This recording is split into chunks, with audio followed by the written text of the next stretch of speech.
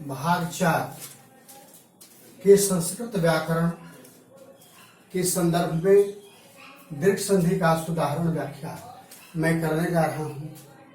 अ के जितने भी रिलेटेड संबंधित उदाहरण से मैंने बताया, अ जोड़ अ बराबर आ जोड़ अ बराबर आ जोड़ आ बराबर आ और आ जोड़ आ बराबर उसकी व्याख्या होगी। और ह्रस्व ई जोड़ ह्रस्व बराबर दीर्घई और दीर्घा ई जोड़ ह्रस्व बराबर दीर्घई, दीर्घा ई जोड़ ह्रस्व बराबर दीर्घई और दीर्घा ई जोड़ दीर्घई बराबर दीर्घई। इसका उदाहरण आपने देख लिया। अब भाग 4 में हम लोग पढ़ेंगे उ। इसमें ह्रस्व उ जोड़ ह्रस्व उ बराबर दीर्घा उ। जैसा कि मैं बता चुका हूं कि दीर्घ का अर्थ होता है आ, तो ह्रस्व उ जोड़ ह्रस्व बराबर दीर्घ होगा। इसको सिद्ध करने के लिए हम उदाहरण लेंगे। भानु जोड़ उदय। जोड़ को आप योग भी कह सकते हैं। क्या कह सकते हैं? योग। तो भानु जोड़ उदय, भानु जोड़ उदय। भानु का अर्थ क्या होता है? सूर्य। उदय का अर्थ होता है उदय होना, राइजिंग, सूर्य का उदय होना। अब भानु जोड़ उदय। अब बराबर का चिन्ह यहां और जैसा कि आपको पता है कि पहला पद है और ये दूसरा पद है। पहला पद को बिना मात्रा का हम लिखते हैं, यानी भान लिखेंगे, भा और बिना मात्रा का मतलब अंतिम में जो मात्रा लगी रहती है वो मात्रा हटा देते हैं। ह्रस्व की मात्रा है तो उसको हम हटाते हैं, तो क्या बच गया? भ आकार और न, वहां। अब रिजल्ट देखिए क्या कहता है कि ह्रस्व उ जोड़ ह्रस्व उ बराबर दीर्घ। अब दीर्घाऊ यहां इसी अंतिम वाले अक्षर में हम लिखेंगे, लेकिन वो अक्षर न लिख करके उसकी हम मात्रा लिखेंगे। विद्यार्थी आप सभी जानते होंगे तो ये दीर्घाऊ की जो मात्रा होती है किसी अक्षर के ठीक नीचे दीर्घाऊ का, ऐसे उस तरह से। तो हम किस में देंगे? अंतिम अक्षर है न, तो वो न आपका दीर्घाऊ। ठीक, बच गया। और ये ह्रस्व जो हो गया ये तो यहां चला गया। बच गया क्या चीज? द और या। तो ये आपका द और या भानुदय हो गया। आप इसको अगर शाब्दिक अर्थ कोई पूछे तो आप सीधे सीधे कहेंगे भानुदय का अर्थ हो गया सूर्योदय, सूर्य का उदय होना, है ना, सनराइज। चलिए, ह्रस्व उ जो ह्रस्व उ बराबर दीर्घाऊ आपने देखा। अब हम आपको लिए चलते हैं ह्रस्व उ जोड़ दीर्घा उ। दीर्घ संधि होने के कारण ठीक इसी तरह से क्या हो जाएगा? यहां भी दीर्घ हो जाएगा। अब इसका उदाहरण हम पेश करेंगे कि जो ह्रस्व उर है और दीर्घा उर है, ऐसा उदाहरण। इसके लिए हम लिखते हैं लघु जोड़ उर्मी। लघु जोड़ उर्मी। लघु के ह्रस्व उ यहां है, पहला पद का अंतिम अक्षर ह्रस्व तो यहाँ ह्रस्व। इसमें है दीर्घाऊ तो यहाँ दीर्घाऊ। इसमें भी वही बात थी, यहाँ ह्रस्व तो यहाँ ह्रस्व। और दूसरे पद का पहला अक्षर ह्रस्व तो यहाँ ह्रस्व। ठीक है, यहाँ कोई कंफ्यूजन नहीं ना है? हाँ देखिए, तो ये आपका ह्रस्व ये वाला होगा, ये दीर्घाऊ है। आपको दूसरा पद के पहले अक्षर में आपको दिखाई दे रहा है। अब बिना मात्रा का हम पहला पद क्या करते हैं? बराबर के चिन्ह के ठीक बाद लिखते हैं, यानी ल और घ। ये जो मात्रा है हम हटा देते हैं। अब रिजल्ट को देखते हैं कि रिजल्ट क्या है। दीर्घा उ है। अब दीर्घा उ ना लिख करके जैसे दीर्घाऊ की मात्रा यहां है, इसकी मात्रा को हम यहां लिखते हैं। तो ये दीर्घाऊ जो ये जो दिखाई दे रहा है ये तो यहां समाहित हो गया। बच गया क्या? रेफ म हर्षई यानी रेमी। तो हम यहाँ रेफ और म हर्षई को हम ये कहते हैं। म हर्षई पर रेफ हो गया लखोगी। आप संस्कृत, ये तो हिंदी के अनुसार हो गया, संस्कृत बनाने के लिए यहाँ आप विसर्ग डाल सकते हैं तो हो गया भानुदय। इसको लखोगी में कर सकते हैं। अब कोई शाब्दिक अर्थ पूछे कि भाई शाब्दिक अर्थ बताइए, शाब्दिक अर्थ भी जान लीजिए। लघु, लघु का अर्थ होता है छोटा, और दीर्घ का अर्थ होता है बड़ा। यानी दीर्घ का विलोम शब्द है लघु, और लघु का विलोम शब्द है दीर्घ। ठीक है, तो लघु माने छोटा या छोटी या छोटे। उर्मी, उर्मी का लहरें, टाइट्स, टाइट्स लहरें, उर्मी का। तो छोटी छोटी तरंगों को हम लघुर्मी कह सकते हैं। जिससे कैसे कोई नदियों में या फिर समुद्र में जो तरंगे इस तरह से उठती हैं, ठीक है ना, इस तरह से जो ऊंचा और नीचा होकर के जो तरंगे उठती हैं जल के ऊपरी सतह पर ऐसे ऐसे, तो उसको हम लघुर्मी कहते हैं। आगे अब हम लिए चलते हैं आपको कहा, ह्रस्व उज और दीर्घाऊ हो गया। अब बाय क्रॉस मल्टीप्लीकेशन, दीर्घाऊ यहां, ह्रस्व।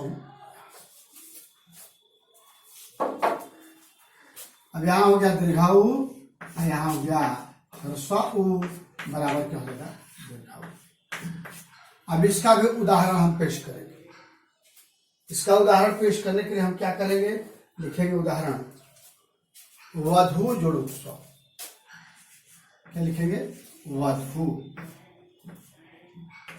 ध्यान रहे, वधु जब भी लिखिए तो ध दीर्घाऊ लिखिए। वधु जोड़ उत्सव, वधु में ध में दीर्घाऊ है तो यहाँ दीर्घाऊ हो गया, और दूसरा पद का पहला अक्षर ह्रस्व होना चाहिए। यहाँ लिखेंगे उत्सव। क्या लिखेंगे? उत्सव।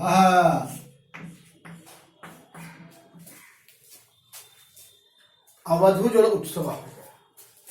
तो जैसा कि आपको पता है कि बराबर के चिन्ह के बाद पहला जो अक्षर, पहला जो पद है उसको बिना मात्रा के लिखते हैं, तो व और ध हो गया। रिजल्ट देखते हैं, यानी दोनों वर्णों का जो विकार उत्पन्न होता है वो क्या होता है?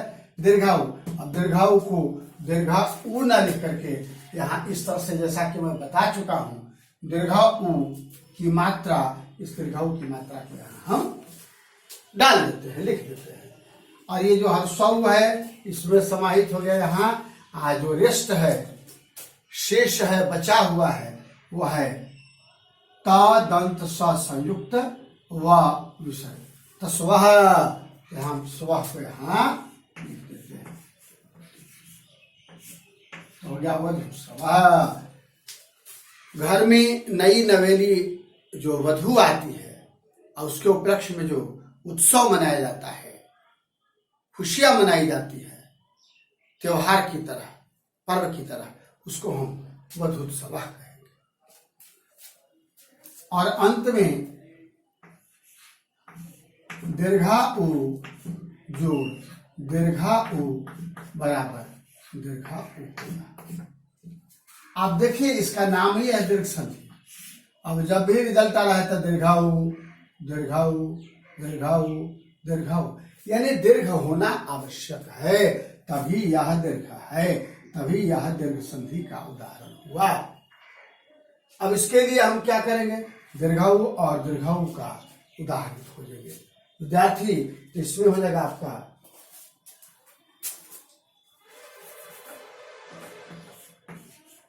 पितृ जोड़ ऋण, पितृ जोड़ ऋण। पितृ, पितृ का अर्थ पिता, फादर, आजकल पापा कहते हैं या डैडी कहते हैं, वही पितृ होगा। ऋण तो समझते ही हैं, कर्ज, पिता का जो कर्ज है आपके ऊपर, नहीं कर्ज है आपको छोटे बचपन से ही पालते हैं, पोसते हैं, दुलारते हैं, खिलाते हैं, पिलाते हैं, आसन वसन सारा कुछ व्यवस्था करते हैं, और वो पिता का ऋण हो गया। तो पितृ जोड़ ऋण हो गया। अब बराबर के चिन्ह के ठीक बाद क्या लिखते हैं? पहला पद का जो बिना मात्रा का हो वही रूप, यानी पी और इसमें क्या कहता है? दीर्घाऊ। गलत हो गया।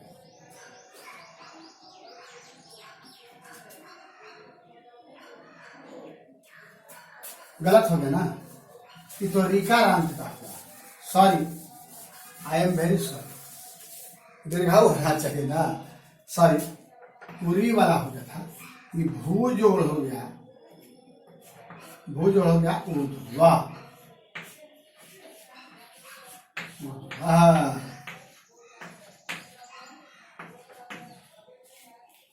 भू जोड़ ऊर्ध्वा। यहाँ विसर्ग, तो यहाँ भी विसर्ग होना चाहिए, इसलिए मैंने यहाँ दे दिया।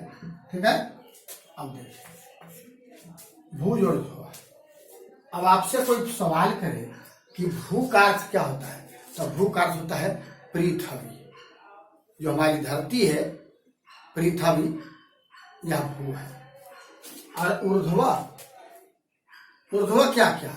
ऊर्ध्वा का अर्थ हो गया जो इस तरह से, यानी नीचे से ऊपर की ओर तिरछा ऐसे उठता हुआ है, उसको ऊर्ध्व कहते हैं।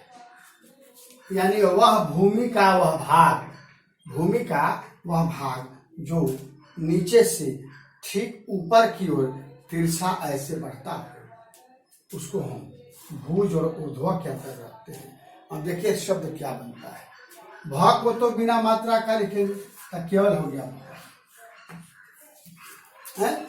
यहाँ है दीर्घाऊ, तो यहाँ हम डाल देंगे दीर्घाऊ। ये जो दीर्घाऊ है यहाँ दीर्घाऊ हो गया। बच गया राधा व विसर्ग संयुक्त, तो राधा व संयुक्त लिखेंगे। यहाँ विसर्ग है तो यहाँ भी हम विसर्ग लिखता है। तो हो गया भूर्ध्वा, यानी धरती का वह भाग जो जमीन, जो भूमि नीचे से ऊपर की ओर तिरछा ऐसे जाती है, वो भूर्ध्वा। और अभी जो इसमें डाल दिए थे वो इसका था कि ह्रस्वा री जोड़ ह्रस्वा री बराबर दीर्घ। विद्यार्थी इस तरह से इसका प्रयोग आपने नहीं देखा होगा कहीं पुस्तकों में, क्योंकि यह अब लुप्त ही हो गया है। वेद शास्त्रोपनिषदों में भले ही इसका उपयोग हुआ है, लेकिन आज के डेट में, आज के दौर में इसका प्रचलन बंद हो गया, इसकी छपाई बंद हो गई। केवल ह्रस्वा री से ही काम कर लिया जाता है। आपको ऐसा नहीं मिलेगा, कहीं नहीं मिलेगा, कुछ भी नहीं। तो इसके लिए हमने उसमें डाल दिया था गलती से, सॉरी, एक बार फिर से सॉरी करते हैं। तो ये री जोड़ री बराबर दीर्घ री, इसको क्या कहेंगे? दीर्घ री, यानी ह्रस्वा री जोड़ ह्रस्वा री बराबर हो जाएगा दीर्घ री। इसका उदाहरण मैंने लिखा था, पितृ जोड़ आर्यण, पितृ जोड़ आर्यण। अब इसको क्या करेंगे? लिखेंगे, बिना मात्रा का लिखेंगे, तब पित लिखेंगे। क्या लिखेंगे? इसमें दीर्घ की मात्रा डाल देंगे तो ये हो गया ह्रस्वई। इसको और बड़ा कर देंगे तो दीर्घारी हो जाएगा। नहीं, ये जो री, तो ये वाला री यहाँ चलाएगा, ये जो री है ये री तो यहाँ चलाएगा। बच गया टवर्गणा और विसर्ग, तो यहाँ री हो गया, आई आपका हो गया टवर्गणा, आई हो गया आपका, ये हो गया। हाँ, इस तरह से मात्रणा का भी प्रयोग कर सकते हैं। जैसे इसी में मातृ जोड़ ऋण, इसी सिद्धांत के अनुसार इसको हम क्या लिख देंगे? माँ आत्ता लिखेंगे। क्या लिखेंगे? माँ और त। आज जो दीर्घा री है इसमें हम लगा देंगे दीर्घायु। ह्रस्व आई हो गया दीर्घायु। आई जो टवर्गणा है आपका टवर्गणा हो गया, मातृगणा हो गया। पिता का ऋण और माता का ऋण। विद्यार्थी, माता और पिता का ऋण कभी आप चुकता नहीं कर सकते, मैं नहीं चुकता कर सकता, संसार का कोई भी आदमी नहीं चुकता कर सकता, नहीं दे सकता, क्योंकि वो ऋण सदा आजीवन रह जाता है। ये दीर्घ संधि की बात चल रही थी। अब हम बात करेंगे संधि के, स्वर संधि के दूसरा भेद गुण संधि। गुण संधि स्वर यहाँ की हो जाएगा, की सुधार, क्योंकि व्याख्या जो शब्द है उसके लिए है, तो गुण संधि की सुधार। अब इसको समझने के लिए हम आगे चलते हैं, क्योंकि यह दीर्घ संधि का ही था। अब हम गुण संधि में चलेंगे। विद्यार्थी, गुण संधि कहता है, संस्कृत में आप पढ़ेंगे तो इसका एक सूत्र आता है, आद गुणः। कहता है आद गुणः, आद गुणः। आद गुणः से भले ही आप नहीं समझे होंगे, अब इसकी व्याख्या करेंगे, यानी इसको एक तरह से कहिए कि परिभाषा देंगे, तब जाकर के बात समझ में आएगी। इसका नियम है गुण संधि का नियम है। इसमें कई चीजें आ जाती हैं। जैसे पहला नियम में क में कि यदि अ अथवा आ के बाद पश्चात ह्रस्व ई या दीर्घ ई आवे तो दोनों मिलकर क्या उत्पन्न करेंगे, कौन सा विकार, यानी अ और ई या आ और दीर्घ ई का मेल जब होगा तो यह दोनों मिलकर क्या जाता है, ये हो जाता है। क्या जाता है, ये हो जाता है।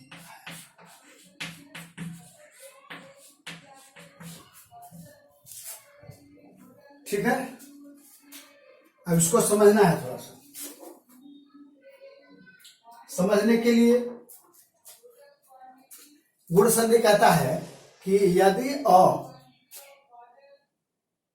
या आ के बाद, यानी पहला पद में अ रहे या आ रहे, और दूसरा पद का पहला अक्षर में क्या रहे, ह्रस्व ई या दीर्घ ई रहे, कोई भी रहे, तो ऐसी स्थिति में इससे जो ये दोनों मिलेगा, और मिलने के बाद में जो विकार उत्पन्न होगा, नया अक्षर बनेगा, नया वर्ण बनेगा, तो वो हो जाएगा। इसको यहां से देखिए, पहले अ और ई को देखिए, तो क्या कहेंगे, अ जोड़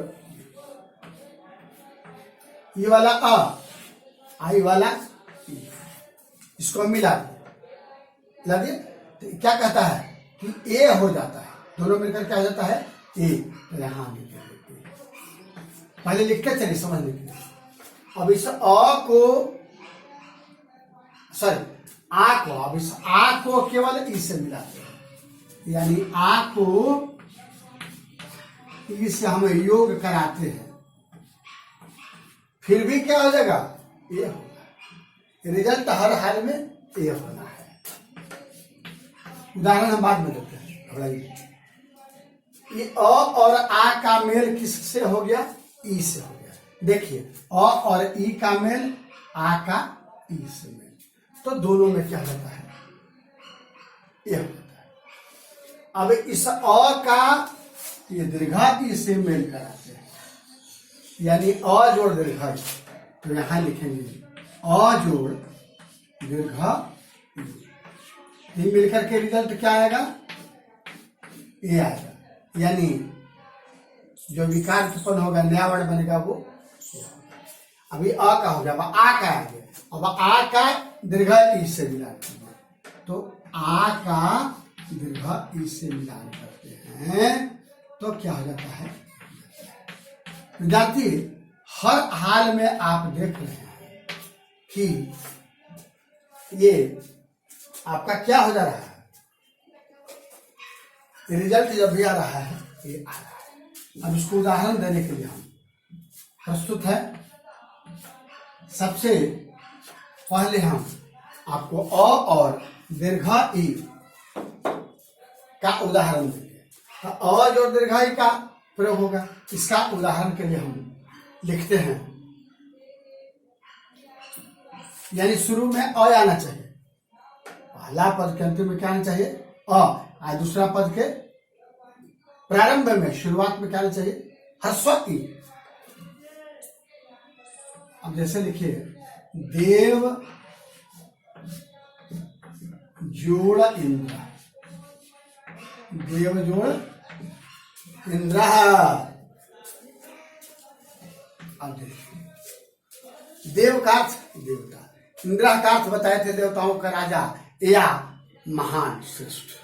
देवताओं में जो श्रेष्ठ, देवताओं में श्रेष्ठ आप जो मान लीजिए,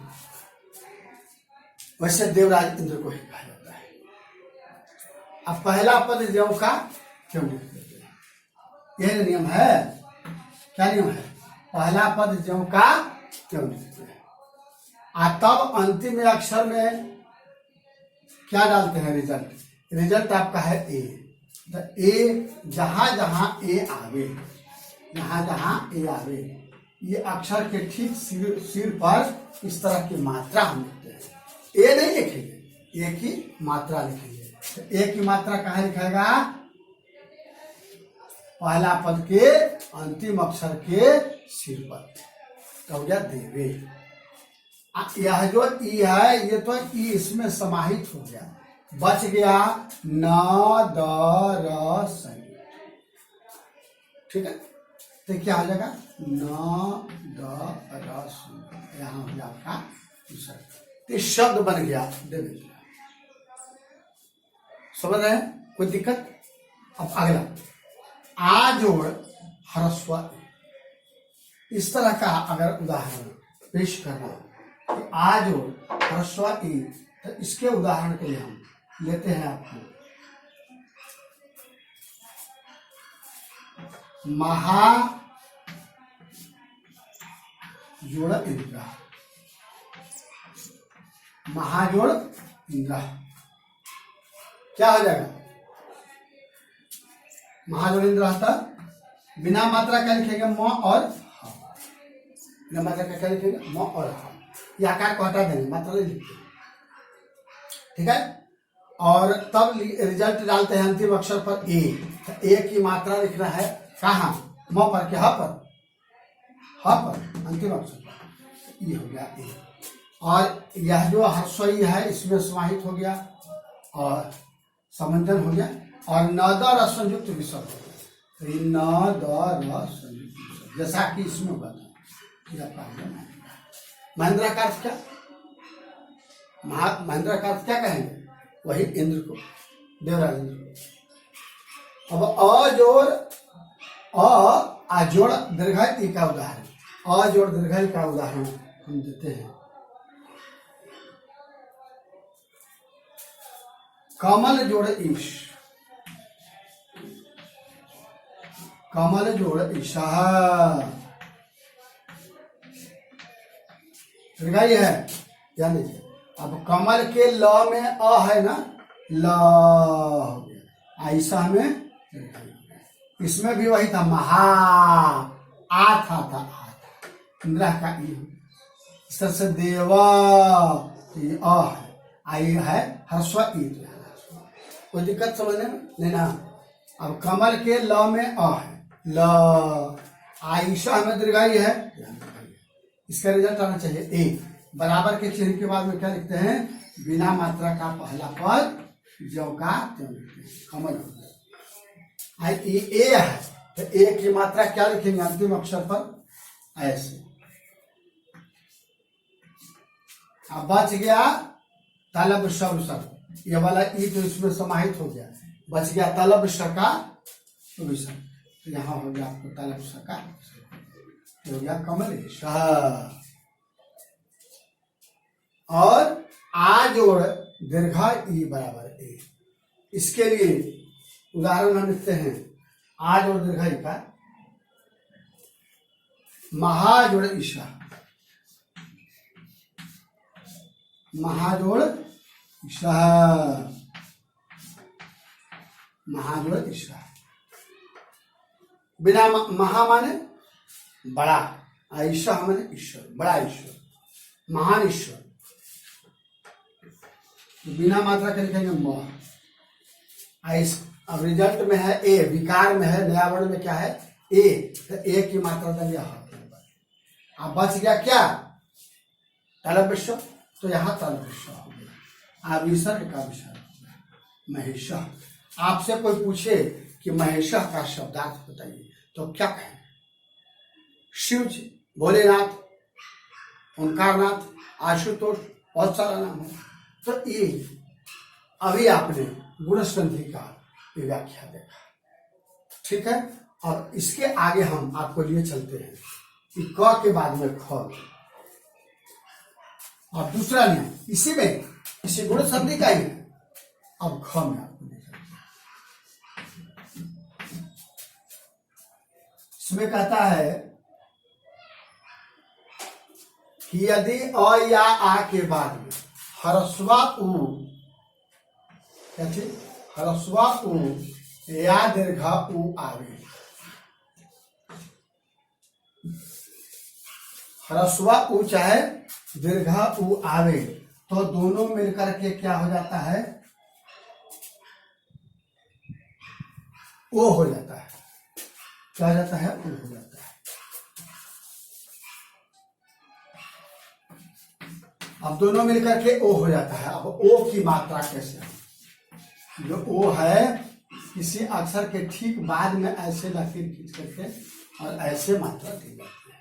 अब इसको समझने के लिए हम क्या करेंगे, जैसे ही बनाए थे फॉर्मेट उसी तरह से कि अ जो क्या ह्रस्वा उ, यहाँ ह्रस्व उ, रिजल्ट क्या डालेंगे ओ, यहाँ लिखेंगे ओ। समझते जा रहे हैं? उसी प्रकार से आ के बाद में फिर वही हो जाएगा क्या, आ के बाद में ओ, इसमें भी ह्रस्व डालिए। यहाँ बराबर में क्या हो जाएगा, नया वर्ण में क्या हो जाएगा ओ। इसी प्रकार से अ में यहाँ हो जाएगा क्या चीज, अब दीर्घाऊ बोला तो दीर्घाऊ वाला डालिए, और आ के बाद में भी दीर्घाऊ। सबका रिजल्ट क्या हो जाएगा ओ हो जाएगा। अब इस चारों का हम बारी बारी से उदाहरण देखेंगे। और देखिए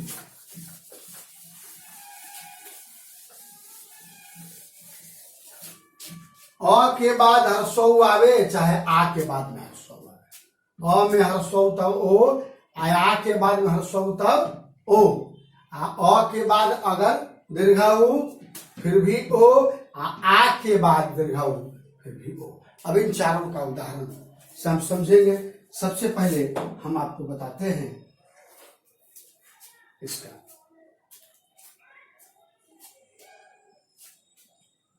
अ जोड़ ह्रस्व उ बराबर ओ, इसके लिए हो जाएगा सूर्य जोड़ उदया, सूर्य जोड़ उदया।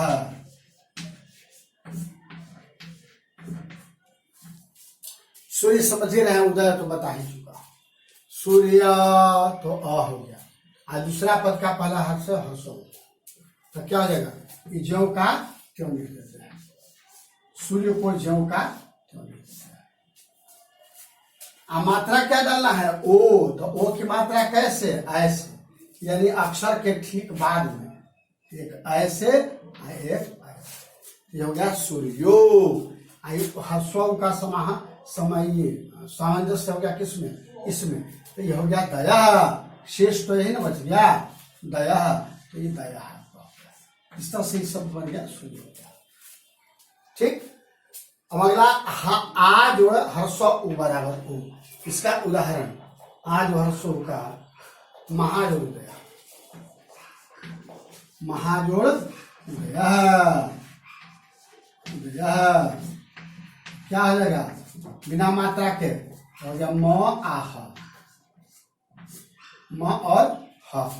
अब लगावे हैं हम रिजल्ट ओ, तो ओ की मात्रा कैसे डालेंगे अक्षर के ठीक बाद, और ऐसे हर्षवा उ का सामंजन हो गया इसमें हो गया, तो बच गया दया, शेष हो गया दया, तो दया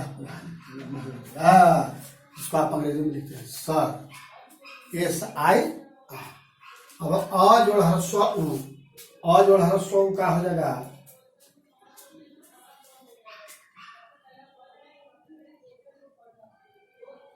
आ जोड़ हर्ष हो गया, अ जोड़ हर्ष हो, अ जोड़ दीर्घाऊ का, तो अ जोड़ दीर्घाऊ का हो जाएगा जल जोड़ उर्मी, जल का जल लिख देंगे, और इसमें जो नया विकार है, नया वर्ण है क्या ओ, तो ओ की मात्रा डाल दिए, तब बच गया क्या रेफ, म हरस्वई और विसर्ग, तो इसको लिख देंगे हरस्वई, म के में हरस्वई हो गया, आई आपका हो गया रेफ या विसर्ग, जल उर्मी।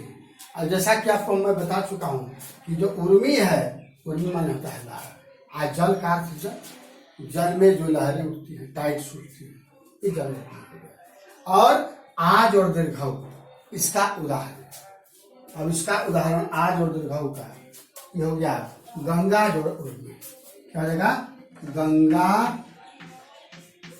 गंगा में आ हो न गया आ जो दीर्घाऊ यहाँ उर्मी हो गया, उर्मी हो गया बराबर, गंगा का क्या लिखेंगे गंग,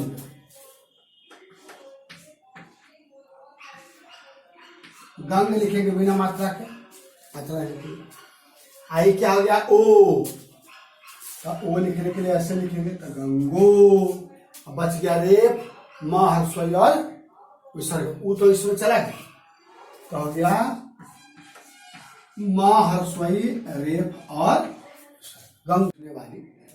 तो विद्यार्थी ये था गुण संधि की सुधारण व्याख्या।